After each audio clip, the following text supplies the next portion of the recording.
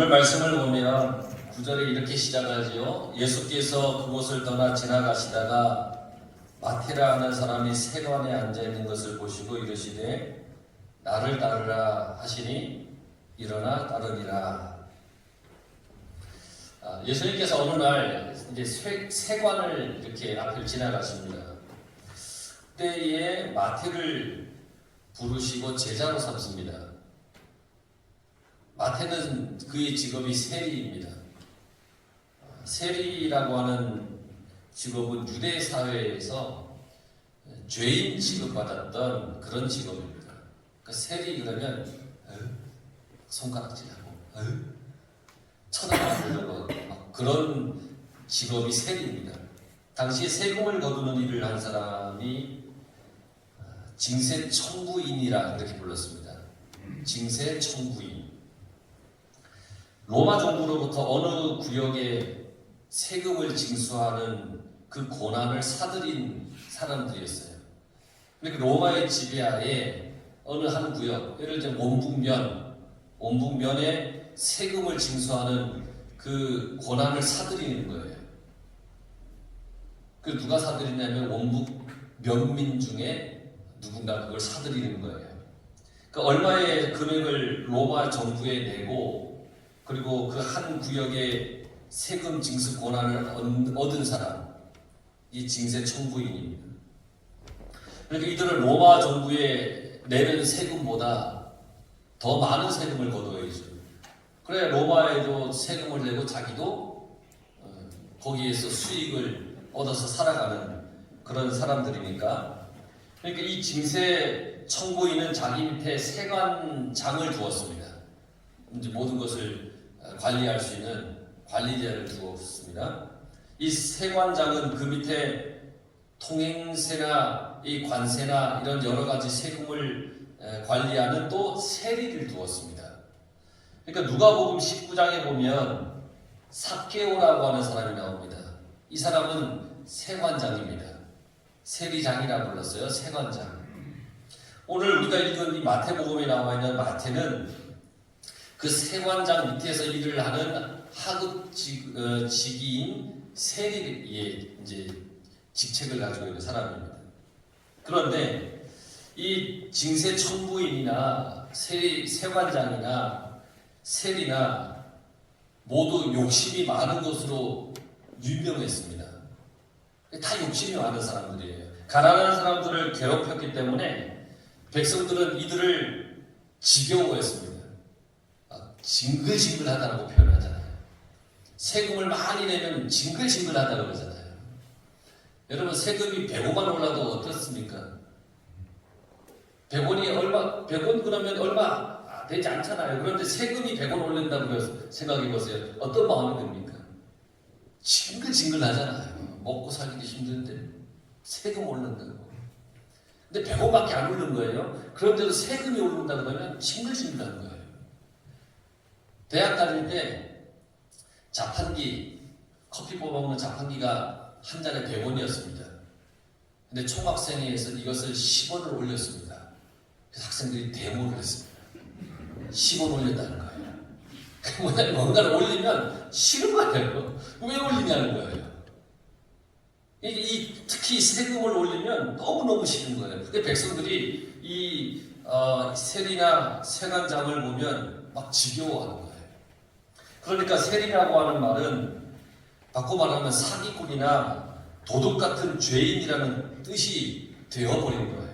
그들이 도둑이고 뭐 어떤 사기꾼이 아니라 그러한 모든 상황 속에서 이들을 사기꾼, 도둑 이렇게 사람들이 여겨버렸다는 겁니다. 예수님은 세관에 앉아있는 이 마태를 보고는 뭐라고 말씀하셨냐면 나를 따르라 그렇게 말씀하셨습니다.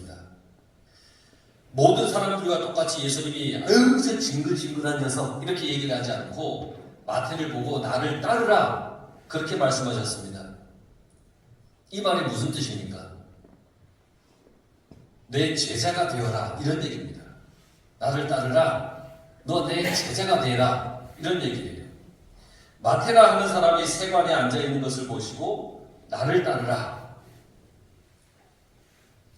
이 말이 어떻겠습니까? 어떤 느낌이겠습니까? 여러분 참 복된 말씀 아닙니까? 예수님께서 너 나를 따르라 했어요. 예수님께서 보고 부르시는 거예요. 마태에게 예수님이 관심을 가지신 거예요. 사람들이 외면하던 세리 아닙니까? 죄인 취급하면서 가까이 하지 않던 사람입니다. 그런데 예수님이 관심을 가진 겁니다. 나를 따르라. 관심을 가져줬어요. 아무도 관심을 갖지 않아요. 그런데 나를 따르라 그러는 거예요. 모두가 외면하던 사람을 예수님이 소중히 여겨주신 거예요. 인정해 준 거예요. 나를 따라오라고 부르신 거예요. 예수님은 마태를 소중히 여겼습니다. 인정해 주었습니다. 이게 하나님의 은혜입니다.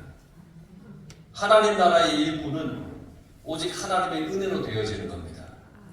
그 예수님이 은혜를 베풀어 주시는 겁니다. 마태, 너 나를 따를래? 나를 따르라. 김춘수 시인의 시 중에 꽃이라고 하는 시가 있죠. 우리가 많이 들어봐서 잘 아는 시. 거기에 이렇게 나와 있어요. 내가 그의 이름을 부르기 전에 그것은 다만 하나의 몸짓에 지나지 않았다. 내가 그의 이름을 불러주었을 때 그는 나에게로 와서 꽃이 되었다. 내가 그의 이름을 불러준 것처럼 나의 이 빛깔과 향기에 알맞은 누가 나의 이름을 불러다오. 그에게로 가서 나도 그의 꽃이 되고 싶다. 이 김춘수 시인의 시입니다. 이름을 불러주는 것. 이름을 불러주는 것은 큰 의미를 가진 아주 성스러운 행위입니다. 이름을 불러주는 겁니다. 이름. 우리 옆에 있는 분 이름 한번 불러보세요. 시작.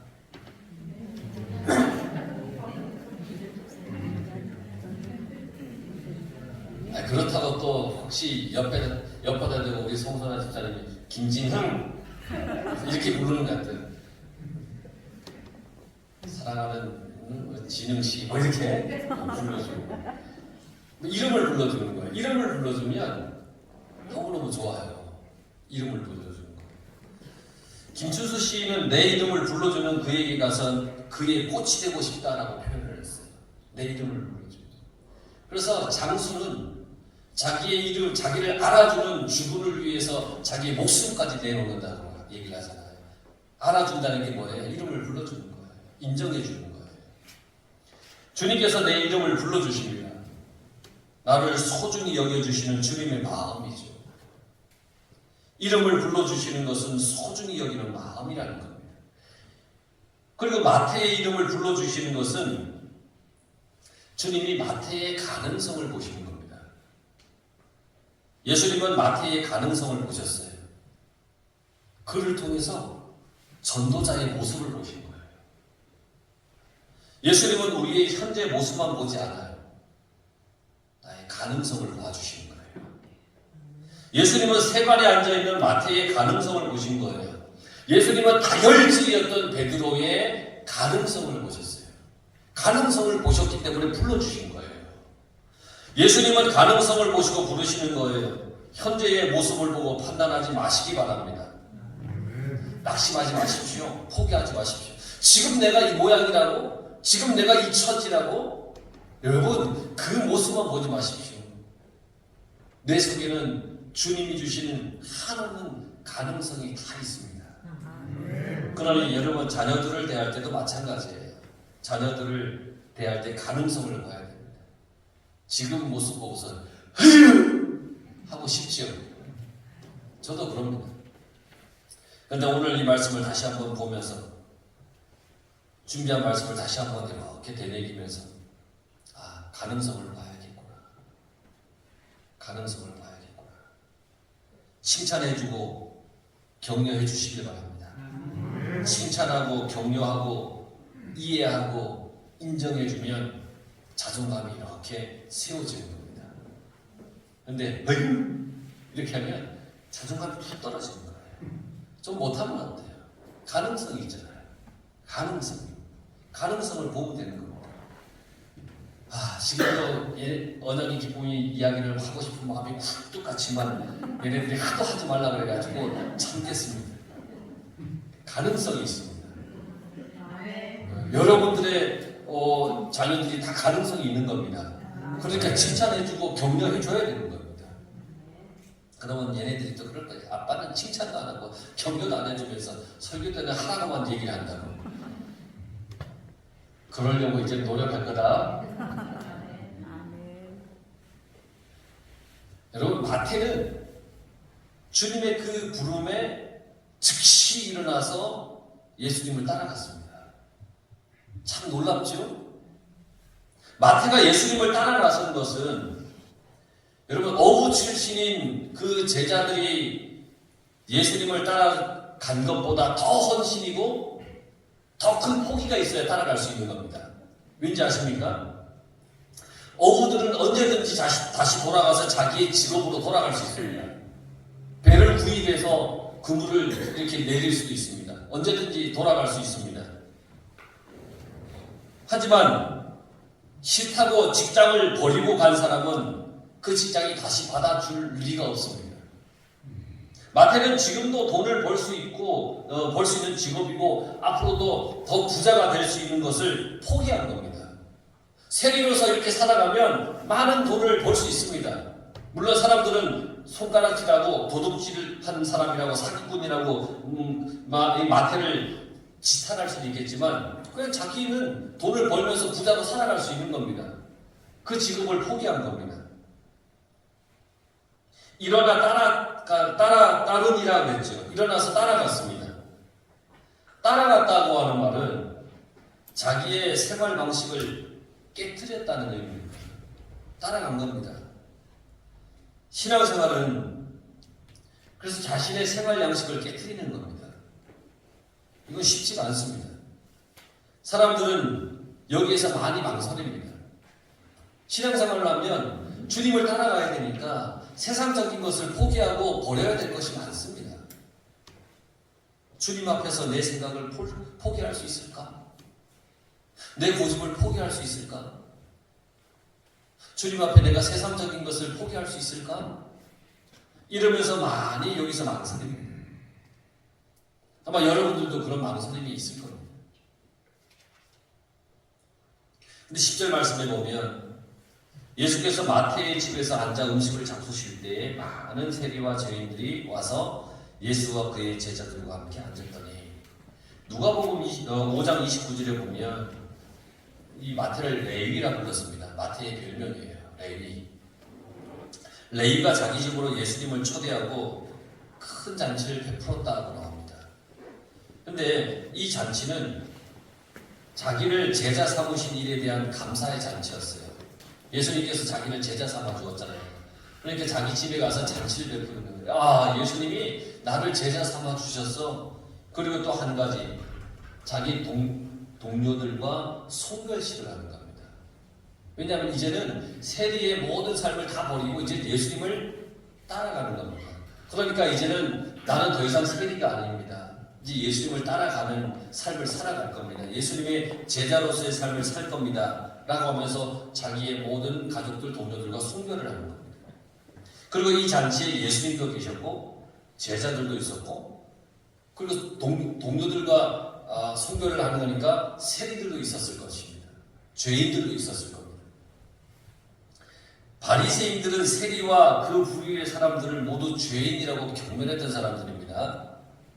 바리새인들은 이런 사람들과 같이 식사를 하면 자기도 죄인이 된다고 생각했기 때문에 절대로 죄인 취급받는 죄인이라고 여기는 사람들과 식사를 하지 않았습니다. 그리고 11절에 바리새인들이 보고 그의 제자들에게 이르되 어찌하여 너희 선생은 세리와 죄인들과 함께 잡수시느냐. 유대인들에게 있어서 식사라고 하는 것은 거룩한 의식입니다. 식사가 그냥 한 끼 그냥 때우자 이런 어떤 식사의 시간이 아니라 거룩한 하나의 의식이에요. 한 식탁에 앉아서 음식을 먹는 것은 우정과 친교를 나누는 어떤 공동체라고 하는 표시예요. 그래서 식사는 유대인들에게 아주 거룩한 의식이에요. 그래서 세리들과 같은 죄인들과 함께 음식을 먹으면 자기들도 죄인이 된다고 생각을 했어요. 바리새인들은 어떤 사람들이에요? 지금 예수님의 약점을 찾으려고 혈안인 사람들이에요. 이 바리새인들이 어떤 사람이라고 말씀드렸어요? 지금 예루살렘에서 파견된 사람이라고 그랬잖아요. 예수라는 사람이 있는데 야 너희들 가서 조사 좀 해봐. 그래서 파견되어서 지금 졸졸졸 쫓아다니고 있는 이 사람들이 지금 바리새인들이에요. 예수님이 약점을 찾고 싶은 거예요. 그러니 이 잔치 자리는 아주 좋은 시비거리가 되었어요. 예수라는 사람이 막 기적도 행하고 막 병도 낫게 하고 하나님의 이름으로 막 죄사함도 이렇게 이야기를 하는데 보니까 지금 죄인들과 식사를 하네? 죄인이네? 이런 좋은 시비거리가 생긴 거예요. 바리새인들은 율법 선생들인데 이들은 이 당시에 가장 영향력을 가진 당시 종교의 하나의 당파였어요. 이들은 모세의 율법에 깊이 헌신한 사람들이에요. 목숨 건 사람들이에요. 율법에 따라 생활을 하는 엄격한 규제의 삶, 절제의 생활을 했던 사람들이에요. 바리새인들은 자신들은 거룩한 사람이라고 생각을 했어요. 왜냐하면 모세의 율법 다 지키죠. 금식하죠. 지킬 것 다 지키죠. 그러니까 스스로 다 거룩한 사람이라 생각했어요. 죄인들을 멀리 함으로써 거룩하다고 여겼어요. 그래서 나병 환자들, 중풍병자들, 세리와 죄인들은 흔히 있는 사람들이 있어요. 그 시대에 세리들, 나병 환자들, 중풍병자들과의 접촉을 피했어요. 멀리 했어요. 그것을 그들은 의라고 여겼어요. 예수님을 보고 거룩한 구분을 하지 못한다라고 비난을 했어요. 죄인들과 함께 있다고 비난을 했어요. 왜 구별하지 않느냐고 비난을 했다는 거예요. 그런 바리새인들을 향하여 예수님께서 12절에 이렇게 말씀하십니다. 예수께서 들으시고 이르시되 건강한 자에게는 의사가 쓸 데가 없고 병든 자에게는 쓸 데 있다. 건강한 사람에게는 의사가 쓸 데 없고 병든 자에게 쓸 데 있다라고 하는 말은 그 당시에 늘 사람들이 했던 격언이에요. 다 아는 말이에요. 당연한 말이에요. 여기서 의사는 예수님이고 병든 자는 세리와 죄인들입니다. 예수님은 이런 죄인들을 구하러 오셨다는 겁니다. 그런 의사라는 얘기입니다. 우리가 깊이 생각해야 하는 것은 이겁니다. 병이 있는데도 자신이 병자라고 하는 것을 인정하지 않고 치료하는 것을 거부하면 아무리 뛰어난 의사라도 어쩔 수가 없습니다. 내가 치료 안 받겠다는 거예요. 병자가. 아무리 유능한 의사라도 어쩔 도리가 없는 겁니다. 바리새인들은 스스로 의인이라고 생각했습니다. 그래서 자기들은 회개할 필요가 없다고 생각했습니다. 예수님은 그들을 향해서 너희들이 바로 죄인이다. 그렇게 선포를 하십니다. 겸손하게 자신을 인정하고 예수님의 용서를 받아들이는 그 세리와 죄인들이야말로 의인이라고 여겨주신 겁니다. 이런 사람들이 하나님 나라에 들어간다라고 선포하셨습니다. 예수님의 관심은 스스로 의롭다고 여기는 사람들에게 있는 것이 아니라 회개하고 예수님을 받아들이는 사람을 구원해 주시는 겁니다. 그래서 13절을 보세요. 너희는 가서 내가 긍휼을 원하고 제사를 원하지 아니하노라 하신 듯이 무엇인지 배우라. 나는 의인을 부르러 온 것이 아니요 죄인을 부르러 왔노라 하시니라. 내가 긍휼을 원하고 제사를 원하지 아니하노라. 이 말씀은 호세아서의 6장 6절에 나와 있는 말씀입니다. 하나님이 가장 원하는 것은 긍휼이라는 겁니다. 불쌍히 여기는 마음입니다. 예수님은 지금 하나님이 원하시는 것을 행하고 있습니다. 불쌍히 여기잖아요. 너희는 가서 배우라고 하는 말씀은 가서 하나님의 말씀에 대해서 더 공부하고 실천하라는 말씀입니다. 정말 하나님이 바라시는 것이 무엇인지 알아야 하고 실천해야 된다는 말씀입니다. 여러분, 하나님은 자비로운 분이십니다. 자비로우신 하나님은 우리가 서로 자비를 실천하길 바라고 계십니다. 약하고 힘이 없는 사람들, 불쌍한 사람들, 죄인들에게 자비를 베푸는 것이 희생 제물을 바치는 것보다 더 중요하다고 말씀하시는 겁니다. 하나님께 제사를 드리는 것이 필요 없다는 말씀이 아닙니다. 하나님께 예배를 드려야 됩니다. 그러나 성도들의 예배는 긍휼을 베풀고 자비를 실천할 때 완성된다는 말씀입니다. 하나님 앞에 나와서 예배를 드려야 됩니다. 그리고 세상 속에 나아갔을 때 긍휼을 베풀고 자비를 베풀 때 비로소 하나님께 드리는 성도의 예배는 완성이 되어진다는 겁니다. 바리새인들은 겉으로는 하나님을 섬기는 일에 정성을 다했습니다. 그러나 이들은 하나님께서 정말 원하는 것이 무엇인지 몰랐습니다. 자비를 실천하지 않았습니다.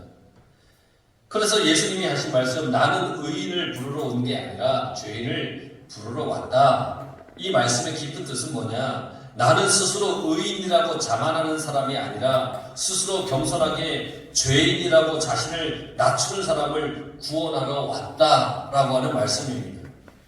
바리새인들은 스스로 의인이라고 생각했습니다. 그래서 회개하지 않았습니다. 예수님을 거부했습니다. 나 회개할 거 없어. 나 의인인데? 세리들은 스스로 죄인이라고 생각했습니다. 그래서 그들은 쉽게 회개할 수 있었습니다. 죄인이니까. 그리고 예수님이 명적했습니다. 예수님을 보십시오.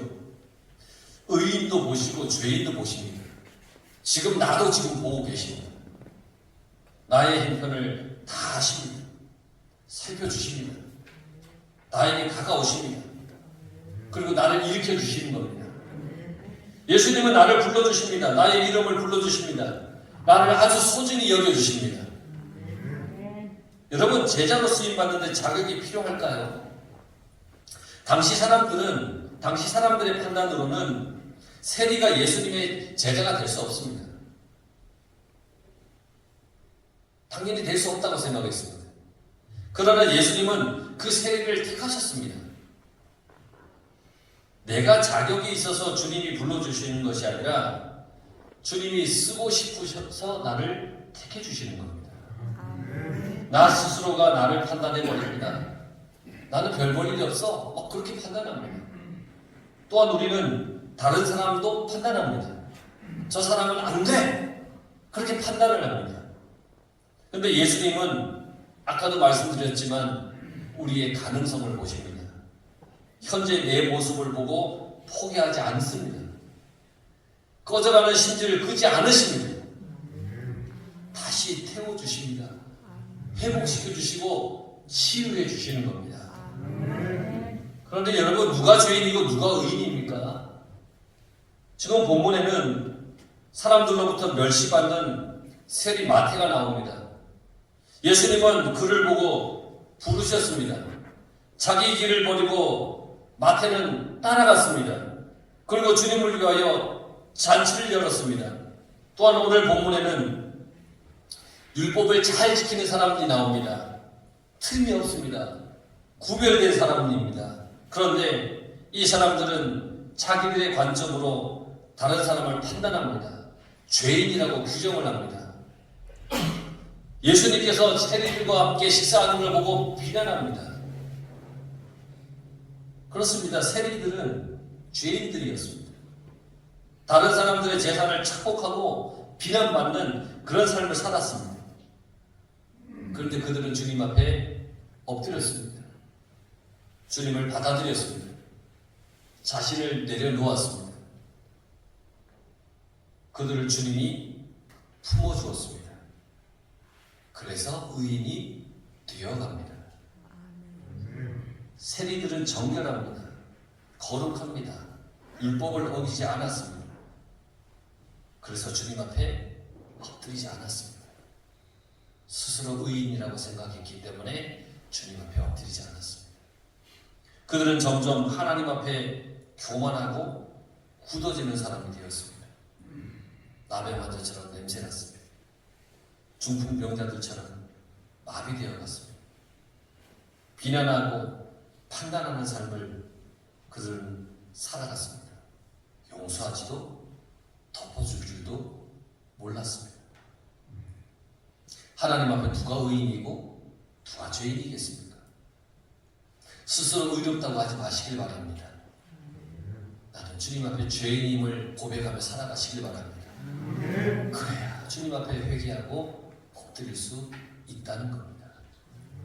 여러분 모두가 죄인이었지만 그걸 고백했기 때문에 지금 주님의 거룩한 자녀로 의의 길로 걸어가고 있는 중입니다.